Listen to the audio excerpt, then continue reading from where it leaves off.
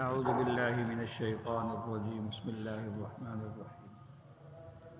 الم تر ان الفلک تجری فی البحر بنعمت اللہ لیریکم من آیاتہ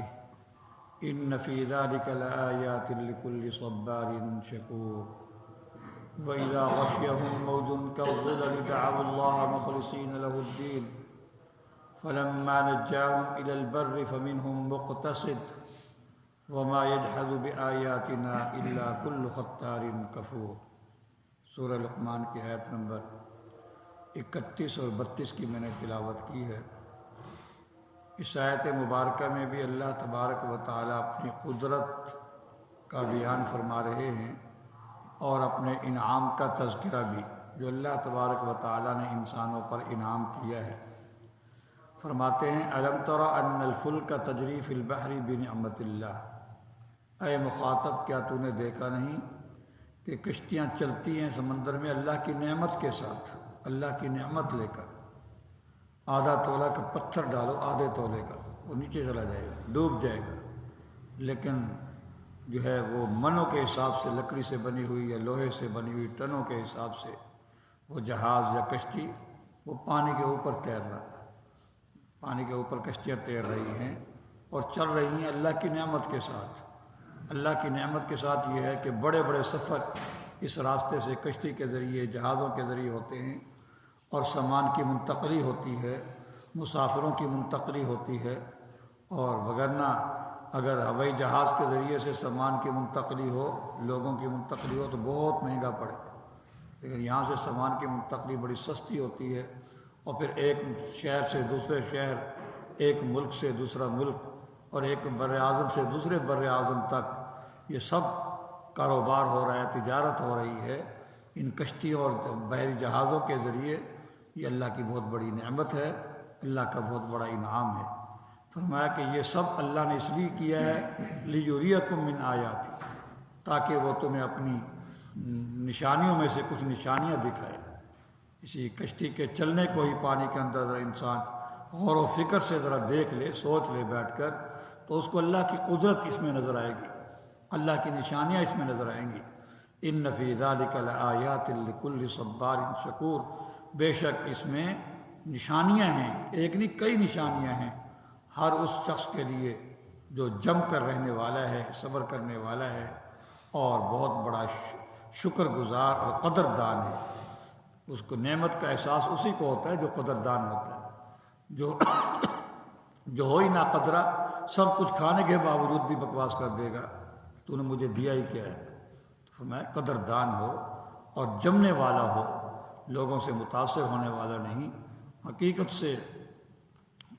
پر جمنے والا اور انتہائی قدردان ہو، اس کے لیے اس میں نشانیاں ہیں۔ وَإِذَا غَشِيَهُم مَوْجٌ كَالظُّلَلِ،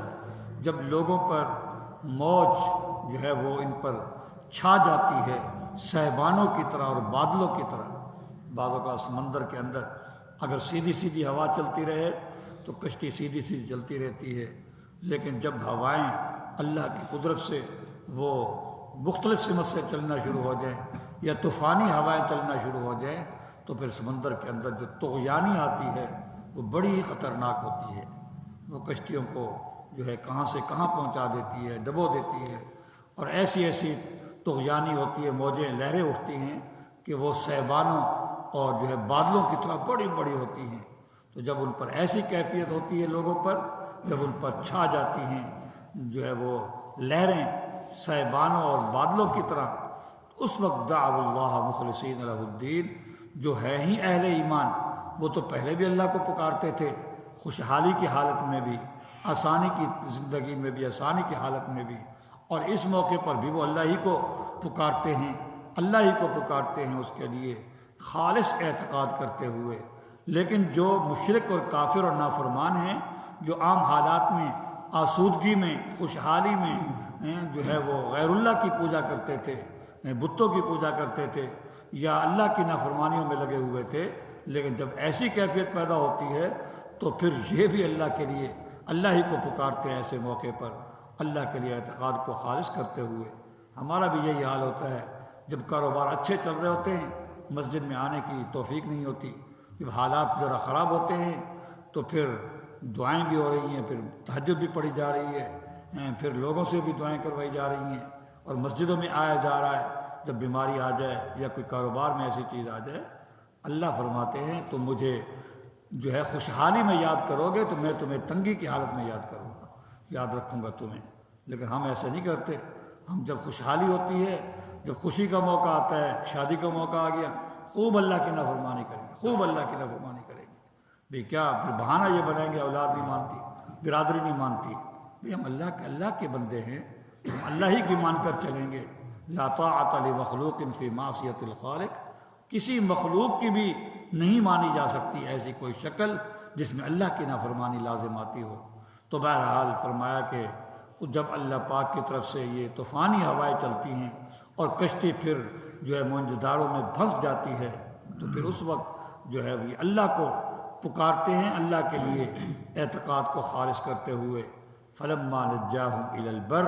فمنہم مقتصد، پھر جب اللہ ان کو نجات دے دیتا ہے اور نجات دے کر خشکی تک پہنچا دیتا ہے، تو پھر ان میں سے کچھ ہی لوگ جو صحیح معنی میں ایمان والے تھے، بس وہی لوگ جو ہے وہ راہ اعتدال پر رہتے ہیں، یعنی وہی توحید کے راستے پر رہتے ہیں، اللہ ہی کو پکارتے ہیں۔ لیکن وہ پھر جو پہلے جو غلط تھے، جو مشرک تھے، کافر تھے، اللہ کے نافرمان تھے، جب ان کو وہ مصیبت اور پریشانی ختم ہو جاتی ہے تو اذا ہم یشرکون، سورہ عنکبوت کی آخری آیت میں فرمایا اور سورہ روم میں بھی ایک جگہ فرمایا، پھر وہ اسی طرح شرک کرنے لگ جاتے ہیں، غیر اللہ کی ماننے لگ جاتے ہیں، اللہ کی نافرمانیوں میں لگ جاتے ہیں۔ وما یجحد بآیاتنا الا کل ختار کفور، ہماری آیتوں کا صرف وہی انکار کرتا ہے جو عہد و پیمان کا بہت بڑا جھوٹا ہو اور بہت بڑا ناشکرہ اور ناقدردان ہو، صرف وہی ہماری آیتوں کا انکار کر سکتا ہے۔ ورنہ جو عہد و پیمان کے پکے لوگ ہوتے ہیں وہ یہی کہتے بھی ابھی تو ہم نے اللہ سے وعدہ کیا تھا، اے اللہ یہ برے حالات ختم کر دے، ہم آئندہ کبھی نماز نہیں چھوڑیں گے، کبھی روزہ نہیں چھوڑیں گے، دین کی شریعت پر چلیں گے۔ تو وہ تو جو وعدے کے پکے ہیں وہ ہماری آیتوں کا انکار نہیں کرتے، لیکن وہی ہماری آیتوں کا انکار کرتے ہیں جو پرلے درجے کے جھوٹے ہوتے ہیں اور ناقدرے اور ناشکرے ہوتے ہیں۔ الحمدللہ، والصلاۃ والسلام علی